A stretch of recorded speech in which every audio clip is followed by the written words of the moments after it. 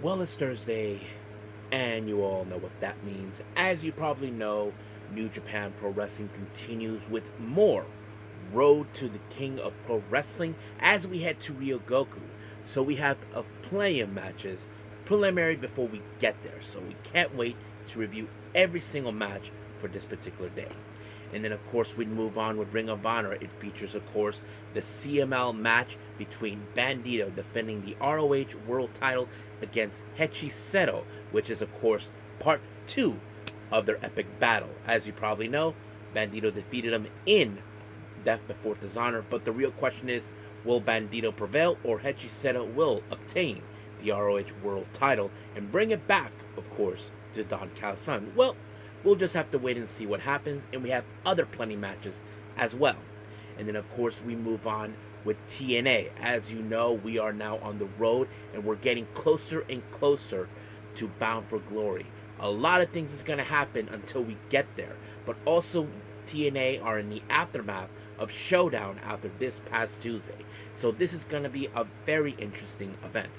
But first things first, as you all know, I decided that I'm going to review, of course, WWE Evolve on this particular episode, and that's exactly what I'm going to do. This one features, as you know, an update of what happened to Keanu Carver after, of course, Bryce Donovan took him out, because, of course, Jackson Drake does not want to face him. But a lot of things will happen until next week for Secession, so we'll see where that takes place. And then, of course, as always, we'll wrap up our episode, as usual, with some news updates to give you guys updates on what's happening in the world of wrestling, such as what events the promotions are thrown out, who's booked, what matches are set, including developments that are happening in the world of wrestling as we speak. So, let's get ready for another episode of Deleted Wrestle Zone.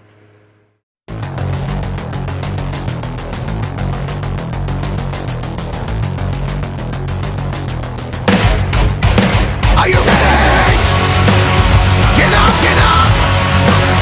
Get up, get up! Get up, get up! Get up, get up! Get up, get up! Get up, get up! Hey everyone, welcome to Deleted Wrestle Zone, all things that is pro wrestling with AEW, NXT, New Japan Pro Wrestling, TNA, the National Wrestling Alliance, various promotions, wrestlers, matches, and championships. I am your host, J-Rod here. So, if you are new to the channel, welcome. This is a channel we do a lot of pro wrestling reviews from various promotions, not only here in the United States, but also in Japan, Mexico, Canada, Europe, the UK, anywhere in the world wrestling is not as big, but it continues to grow. We also, of course, do discussion videos, talk about various topics such as the wrestlers themselves, the promotions, factions, storylines, whatever we want to talk about. We also, of course, do more news updates. If certain information was unable to be on this episode, we can either put it on the next one or on a separate video by itself. We also, of course, do real-time news updates to keep you guys on alert if something has happened in the world of wrestling that needs to be addressed ASAP. We also, of course, got the Unagi Sayaka Watch and various other cool wrestling content as well. So if you like what you see, please subscribe to us or click on that subscribe button. You'll be getting a lot of daily reviews and other cool wrestling content as well. But if you like this episode, please give us a like on the like button or a nice comment in the description down below. Now, enough with the jabbers, let's get started. So, let's begin with WWE Evolve.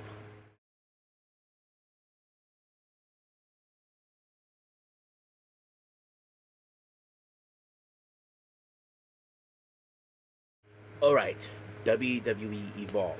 Now, I want to apologize for people because I know normally I review it on a Wednesday, but due to circumstances, because AEW Dynamite had it on a Tuesday, I decided to save it for this particular episode. So that way, I don't intertwine with other things that I want to do. So, this is what I'm going to do. Now, we opened up, of course, with the Prime Minister of Evolve, Stevie Turner, giving an update on what the situation that happened a week before. As you all know, Keanu Carver, who won the #1 contendership to face Jackson Drake for the Evolve Championship was viciously attacked by Bryce Donovan, but the real question remained, will he be okay? Well, unfortunately, he wasn't. Apparently, he suffered a broken bone when that happened, but she did state that she will find a suitable replacement, so we'll see what that leads us.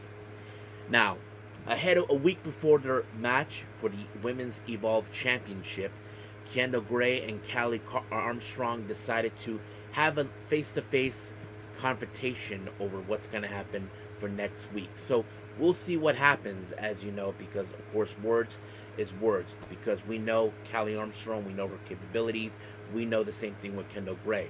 So nothing is for certain until we get to Secession and see what happens in the aftermath. Now, we did see an interview with Kelly Kincaid talking to Tate Wilde. Now, as you know, Tate Wilde had an interesting match against Edris Enofe, but now he's focusing about the bigger picture for himself. He wants to, even though he feels he's not on the map in the Secession event, so he said he wants to be part of it, but unfortunately, he was viciously attacked by Brooks Jensen, someone, as you know, who he had dealt with in the past. So this was very uncalled for from Brooks Jensen. Some people believe he might have been throwing a temper tantrum due to the fact that he did not win the number one contendership. Well, who knows? Now, our first match of the entire event, we have It's Gall versus Dante Chen. We know It's Gall has not been in a good state due to the fact that Jamar Hampton is out of action due to an injury during training. But the real question is, will he able to survive it while his partner is out? Well, unfortunately, it did not happen for him because Dante Chen took him out with a gentle touch, and just like that, 1, 2, 3, adios. Then we see a interview with, of course, Chuy Martinez talking to Tyson DuPont and Tyreek Ewing, members of the High Rise with Wesley, about, of course, their coming opponents, Marcus Mathers and Aaron Rourke, due to the fact that they are feeling that they are in a good spot at the moment, being a dominant tag team. So they will have to see, but they often say they owed everything to, of course, Wesley. So we'll see what happens, because that's the match that's coming up. Now, of course, the Vanity Project, as you know, they are determined to prove their point that they are in control of Evolve. And they were strictly happy knowing that Bryce Donovan took out Keanu Carver. But of course, the real question does remain, who will step up to the plate? You know, so that's one of the things, it's become an unanswered question. Now, our next match, we have tag team action. Marcus Mathers and Aaron Rourke taking on Tyson DuPont and Tyreek Ewing of the High Rise. I have to say, it was a pretty good match. I mean, you look at DuPont and Ewing as a strong powerhouse duo, but you see some agility, athleticism, and of course, high flyers like Aaron Rourke and Marcus Mathers. I have to say, they did a pretty good job, despite the fact they haven't won a single match in Evolve yet. They have been successful in the independents, but not in, of course, Evolve. But unfortunately, this match ended with, of course, with the heart stopper on Eric Rourke by, of course, the High Rise, and DuPont was the one who picked up the win. And just like that, 1, 2, 3, it was over. Now, Harley Riggins and Jack Sparkley decided to have a little chat with, of course, with Stevie Turner, declaring that their loss against the Cappuccino, the Adrenaline Drips, Cappuccino Jones and Jack Cartwheel, that it was a fluke. But of course, Stevie Turner decided to say, hey, you guys defeated him once before. Yes, obviously, we know that. But you were the ones who decided we will accept it and bring it now. But of course, these knuckleheads had to open their mouths on one particular person. If you guys don't know what I'm referring to, you know there has been some issues between both Stevie Turner and Mr. Stone, thinking that things would have been better if he was in charge, which was bad karma. But however, she did state that in Secession she'll give them the rematch, not because they mentioned Stone, but, you know, the hopes that they will shut up for once. So we'll see what that happens. Now, our next match, which is our last one, we have Wendy Choo versus Nikkita Lyons. As you know, Wendy Choo all of a sudden has been starting to talk, and of course Nikkita Lyons had some things to say towards her.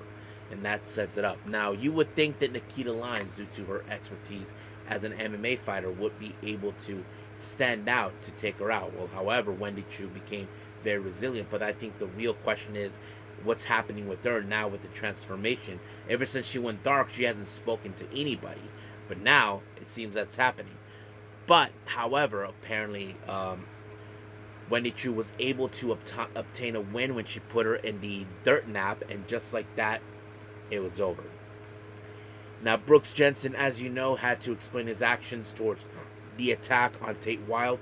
Apparently, he feels like Tate Wilde has outlived his usefulness, so he's going to give him a chance at a match at the session next week. However, it was later announced that he will be, of course, this match will be in a bull ropes match, which is gonna be crazy.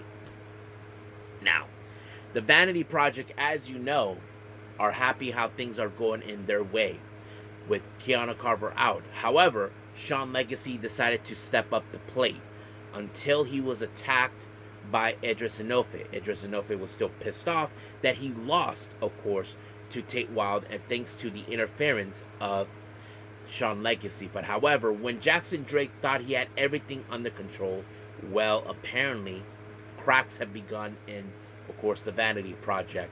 Bryson Donovan decided to step up the plate, and just like that, he is out. He is no longer part of the group, and he put himself as the next challenger at Secession for the Evolve Championship, which something was unexpected. But of course, it doesn't end there, where Baylor Smokes tried to take him out, and then of course Jackson Drake tried, but Bryce Donovan put him through the table, and just like that, the whole programming ends in that fashion. But the real question is, should Jackson Drake be afraid?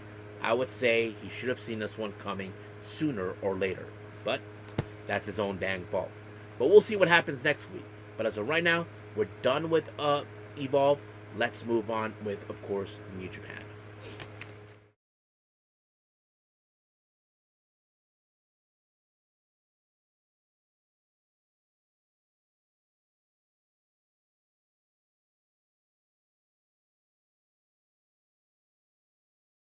Okay, New Japan Pro Wrestling Day 3 of Road to King of Pro Wrestling.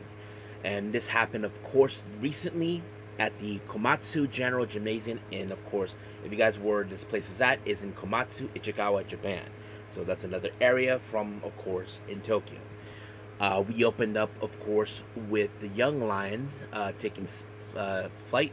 We have Zane J teaming up with Katsuya Murashima, and they face against Tetsuya Matsumoto and Shomo Kota. Now, of course, it's no secret if many people would say that Jane Zay and, of course, Matsumoto, they have teamed up, but they also are like a bit of rivals in the Young Lion world. And that's the same thing we see with Murashima and Kato in their perspective. But the real question is how this match will progress. Well, you probably will know that Murashima has more experience than Zane J and Matsumoto, and that because it plays out where Murashima applied a Boston Crab onto Matsumoto, and just like that, Matsumoto had no choice but to tap out, knowing he had no way to escape. So it ends things there. Now, our next match, speaking of Young Lions, Daiki Nagai, who is now part of the unaffiliated, teams up, will take on Yuya Uemura, as you probably can guess. Well, nothing too big on this match, but Yuya Uemura was able to survive this match no problem. He put a submission move on him, and just like that, Nagai had no choice but to tap out. Now, our next match, we have, of course, the House of Losers, Yoshinobu Kanemaru and Sanada taking on the Bullet Club War Dogs, more specifically Joel Maloney and Clark Connors. Now, of course, as you know, Joel Maloney has an axe to grind against Sanada for obvious reasons: his betrayal to the War Dogs, not being a member of the War Dogs, that sort of thing. But of course, we all know when it comes to Sanada, he is determined to cheat his way through. He low-blowed Maloney, and then things didn't go well until once again he pulled off the guitar, whacked it, and tossed it onto, and the referee did not see the shenanigans. But of course, you know this is not going to end well for this thing does not sit well for Maloney. He's looking at him as nothing but a coward. And possibly he's not wrong. He's running like a coward. Now, our next match, we have Masatora Yasuda and Hiroshi Tanahashi teaming up. They take on Yado and El Phantasmo. As you probably know, Phantasmo will be defending the New Japan World Television title in King of Pro Wrestling against Tanahashi. As you know, Tanahashi's time is almost running out. As you probably can guess, every wrestler wants to have their peace with them and peace with Tanahashi before he's done. And this is a preliminary match, as you probably would call it. But in the end, it was, of course, LP with the Thunder Kiss 986 onto Yasuda. And just like that, 1, 2, 3, El Phantasmo picked up the victory. Just like that. So he gets the momentum for today. But we'll see what happens when we get to King of Pro Wrestling this coming Monday. Now, our next match, speaking of the House of Losers, we have Dick Togo, Don Fale, Sho, Doiki, and Evil. And once again, Sho with his usual talk saying that Evil is the real never openweight champion. Yeah, Sho talks too much because he cheats. Every last one of these idiots cheats. They fake it. They take on El Desperado and Kukai and Tiger Mask, Toru Yano, and Boltin Oleg. Now, remember, there's 2 preliminary matches coming up that is involved in this match. The IWGP Junior Heavyweight Tag Team belts will be on the line. El Phantasmo will team up with Kukai to take on, of course, Sho and Doiki. But however, Boltin Oleg will defend the Never Openweight Championship against Evil. But of course, we know when it comes to the House of Losers, they always cheat to ensure they're in control, and that's always been their perspective. And once again, it played out until, of course, a Magic Killer was applied onto Tiger Mask, and just like that, Evil picked up the win. 1, 2, 3, done.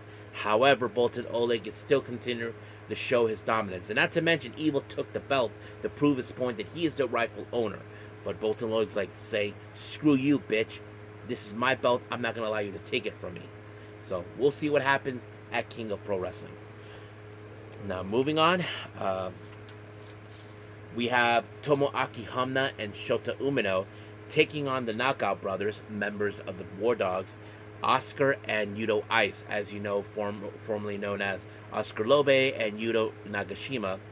They are now part of the War Dogs, and they are the current IWGP Heavyweight Tag Team Champions, and they will defend their belts against Shota Umino and Yuya Uemura at King of Pro Wrestling. So you can consider this as a preliminary match, despite the fact that Uemura was not involved in this match. You know he'll be watching this closely. But watching his tag team partner World, apparently things didn't go well because it was Yuto Ice that picked up the win when he defeated Tomoaki Hamna, and just like that, it was over. But however, of course, the Knockout Brothers decided to dismantle Umino until Uemura showed up for the save. So basically, as you know, Oscar Lobe and Yuto Ice has to be more careful what they're going to do next. Our main event, we have the unaffiliated Titan, Hiromu Takahashi, Shingo Takagi, and Yuta Tsuji taking on the War Dogs, Geto, Taiji Shimori, David Finlay, and Gabe Kidd. This match, as you know, is a preliminary match for the IWGP Global Heavyweight Championship. Yota Tsuji will be challenging for that belt against Gabe Kidd, which is a belt that he defeated him, that Gabe Kidd defeated him for. But how will this turn out? Well, it was Titan who picked up the win by applying the Il Mortal onto him, and just like that, 1, 2, 3, Titan picked up the win for his team, and just like that, it was completely over. So that's pretty much it. What happened in New Japan. Let's move on with Ring of Honor.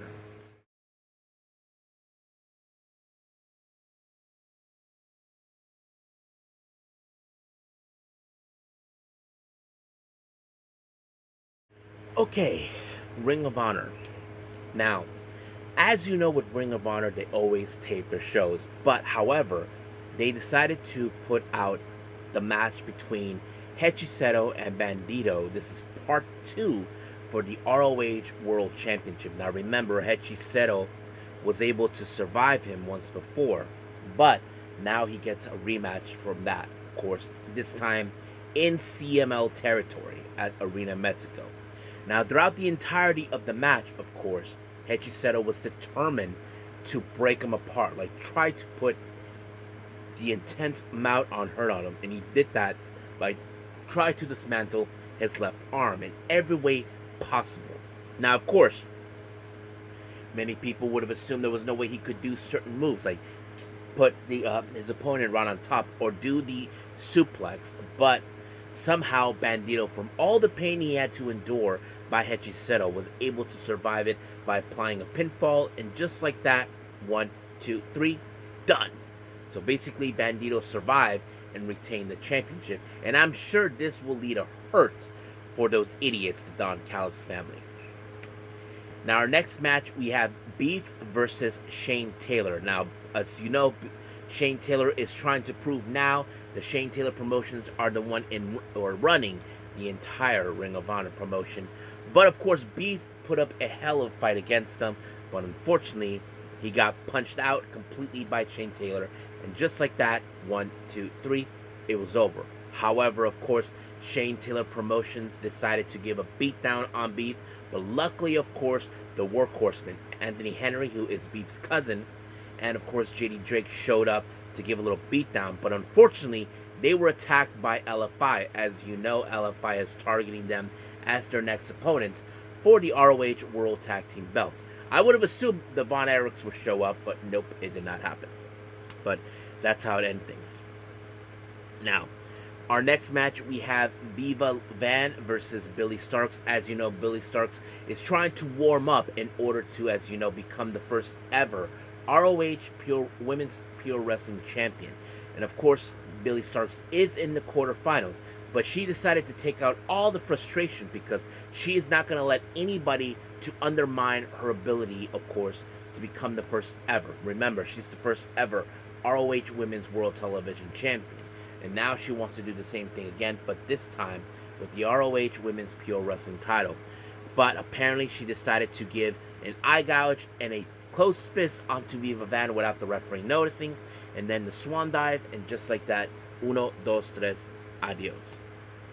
Now, of course, as you probably know, QTV is back and they're talking about certain subjects. However, one particular subject was brought upon was Big Boom AJ and Big Justice. As you probably know, there was a recent video where, of course, the Don Callis family, especially that snake Don idiot, of course, choked out Big Justice and they wanted a piece of them. And then, of course, Big Boom wanted a chance against RPG Vice.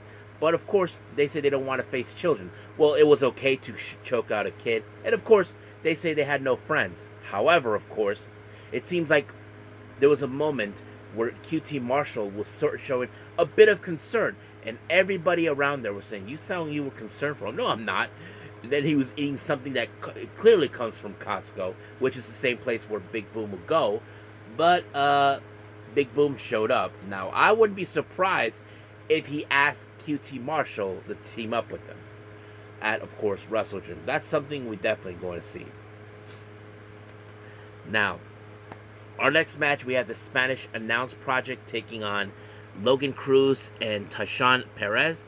Well, you probably can guess this match ended with Spanish Announce Project with, of course, a submission by Angelico. I just don't remember who was it that got the submission, and just like that, they won. Then we see the frat house do their usual shenanigans, of course, drinking and partying, that sort of thing. Now, Blake Christian, as you know, had decided to call out certain people they used to be from ROH, like, of course, Jimmy Jacobs, and then, of course, Shannon Moore. So basically, he's trying to leave his mark there as well. Now, our main event is the IWGP Women's Championship. Sari defends her championship this time against Alex Windsor. It's no secret for those who don't know, Alex Windsor has challenged for this belt once before, but was unsuccessful against Shooty, and now she's facing someone, of course, who's currently holding it. And I have to say, this is one of those toughest fights you wouldn't imagine. But it took only an Uranagi for Sari to pick up the win, and just like that, 1, 2, 3, it's over. So that's pretty much how things end in ROH. So let's move on with our last and final review, and that is, of course, TNA.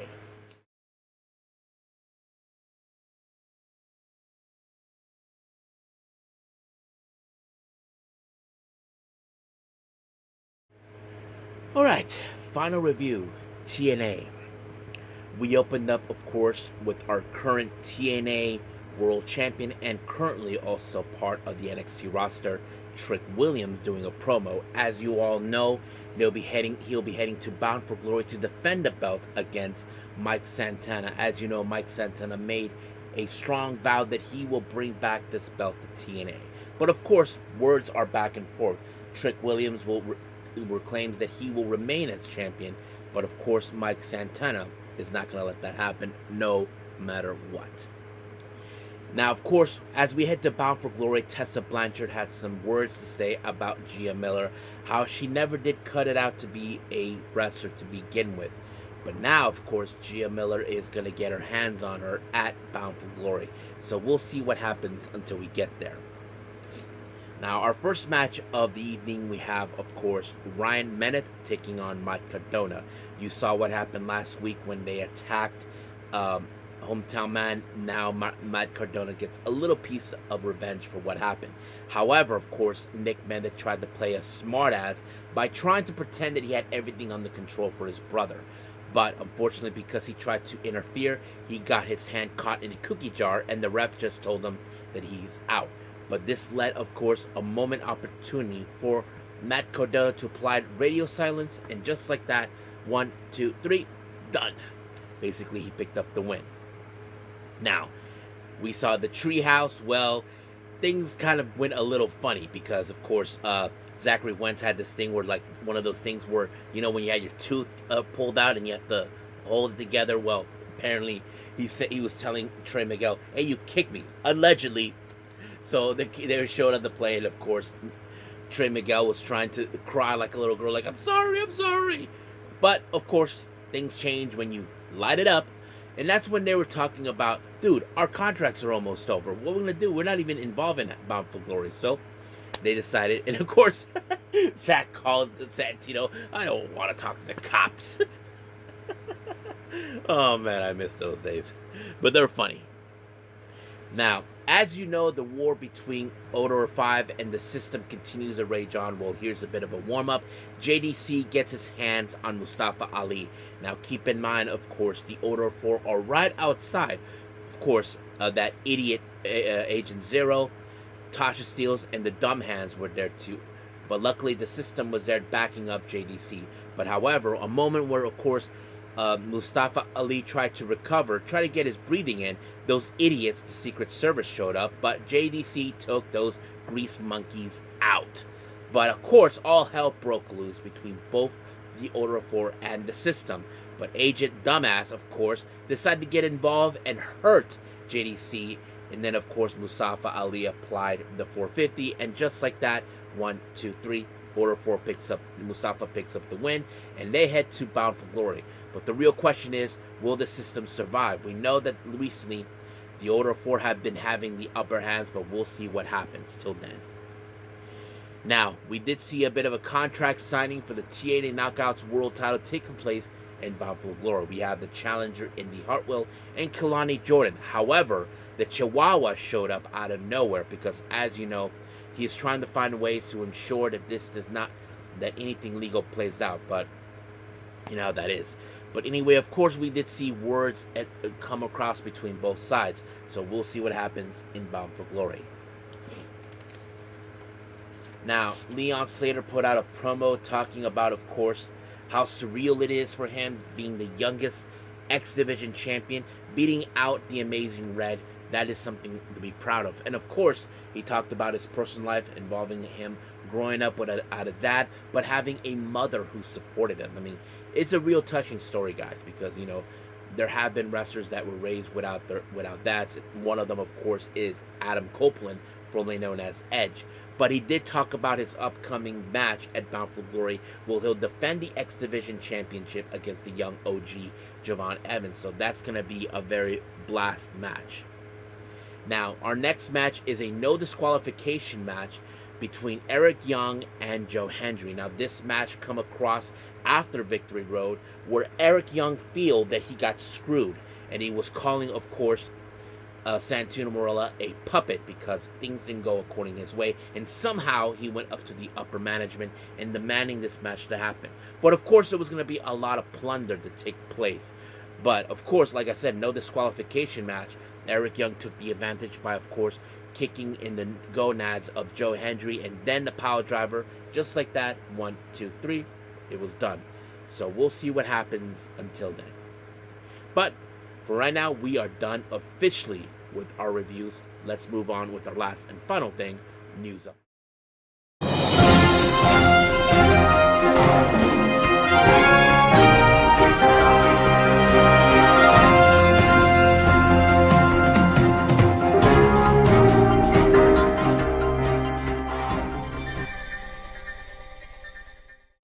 Okay, so welcome to our news update. So let's begin with upcoming events.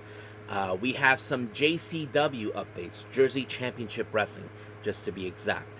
As you know, on the 26th of October, they'll have the Possession event.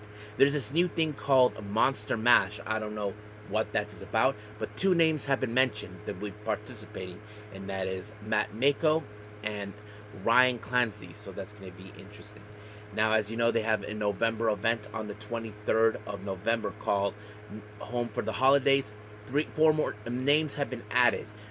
We have Lee Moriarty, the current ROH Pure Wrestling Champion. LeBron Cozono and Manny Lowe, who currently they are a tag team in this, which they were mentioned. Mara Sade, as you know, formerly known as Jakara Jackson, currently with TNA. And then finally, Adam Priest. So that's pretty much it for the JCW updates for all of you. Let's move on what we also got. New Japan has announced that at King of Pro Wrestling for this Monday, the IWGP Women's Championship will be on the line. Sari will defend their belt against the person she defeated for, and that is, of course, Shooty. So that's going to be interesting to hear. Seattle-based promotion DEFY Wrestling has announced for the Wraith event taking place on the 24th of October for the first time ever in Portland. They announced the return of Jon Moxley. Yeah, so as you know, Moxley has not been involved in the independents for quite some time. Well, he makes his return to DEFY. MARIGOLD has announced for on October 26th for the Grand Destiny taking place. The MARIGOLD World title will be on the line. Utami Ishida makes her 5th defense, and this time she'll defend it against the person who won the Dream Star Grand Prix, Miku Ano. So that's going to be interesting to watch. Pro Wrestling Evolution will have their next show on the 5th of November at Shinkiba. Now remember, I did mention in the last episode that Chi-Chi announced that she wants to have one last match with you before she retires in December. Well, it's been official. She will face her one last time in Pro Wrestling Evolution on the 5th of November. And then finally, we have, of course, the GCW Nick Gage Invitational 10. They'll take place in December 13th in Orlando. The first 2 names have been announced. We have Bear Bronson, formerly of AEW, if you remember him, and of course, Drew Parker. So, names have begun. So, I'm sure we will get more names, and I'll let you guys know as soon as possible if anything has arrived. So, let's keep on moving, and let's move on to our developments here on our news updates. MARIGOLD has announced that there is a brand new person joining the roster. Her name is Shoko Koshin. From my understanding, she is a singer, and she just recently announced that she will be joining MARIGOLD as a wrestler. So it's no surprise that there has been singers involved in wrestling. Of course, like Natsupoi, Tam Naka, and a few others. But yes, that's pretty much it. Act Yasukawa, many of you remember her as the person who got involved in that shoot incident in Stardom back years ago. Well, it was announced that she will be sidelined due to a worsened injury on her hip and neck. She'll be taking a amount of time to get treatment. So I hope things work out for her. I hope we get to see her again.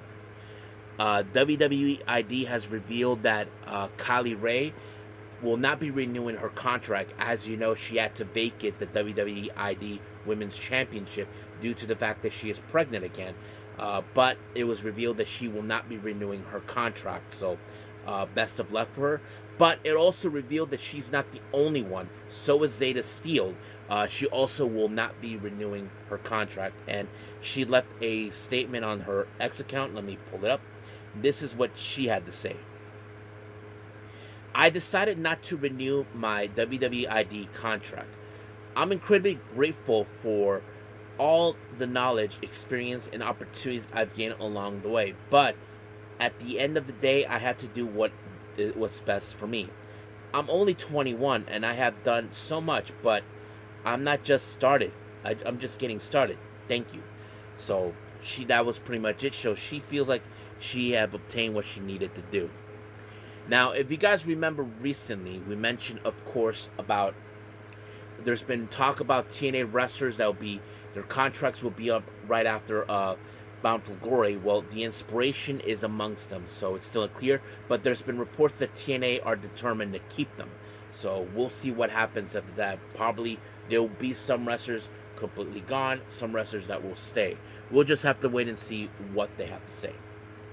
Now, Kizuna Tanaka, as you know, mentioned recently that she wants to have a match against Shino, who, as many of you don't know this, Kizuna Tanaka's mother is a wrestler herself, and of course Shino's mom too. However, Kizuna Tanaka decided to have a match between Shino, but requested to have both their moms involved in this match as their seconds, and she kind of gave a little statement about that during the press conference. My mother suffered a serious head injury and retired against her will. When I confessed my dream to become a pro wrestler to her, she shared me many things with me. Among them, she said she truly wanted to be a wrestler even more than she did. But those words have stayed with me forever. At the time, I promised her I would accomplish everything she left unfinished.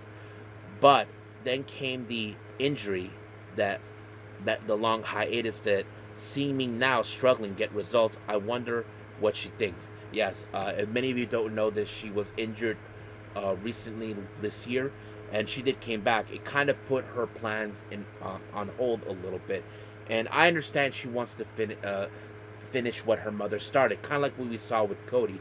Many remember that his father never actually won the big title, and it feels like Kizuna Tanaka wants to do almost similar what she's doing, but we'll see what happens.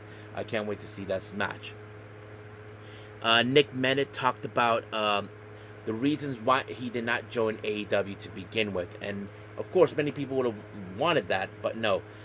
He said this. He reveals the reasons why he was never even close. AEW was never on his radar, and I know some people probably feel happy about that, but there's nothing to be happy about, guys. He made his own prerogative. There's nothing wrong with that. And this is what he said. I love so many people there. I have a couple of conversations with Tony Khan in the past. I rooted for those guys every step of the way. AEW being the thing that helped a bunch of people out. Worst case scenario with the negotiations setting up with their career is years down the line. If I go there, if this ends in 2 or 3 years, I help a bunch of people out there to put other on TV, and they're rocking and rolling and doing their thing. So basically, that's what he was doing. He felt like, he didn't want to end his career there, but yeah, so I get it.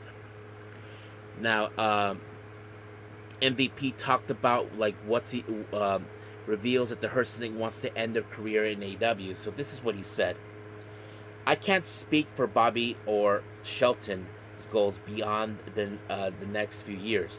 I know they both have other things they like to accomplish in life, but they both want to end their careers in AEW.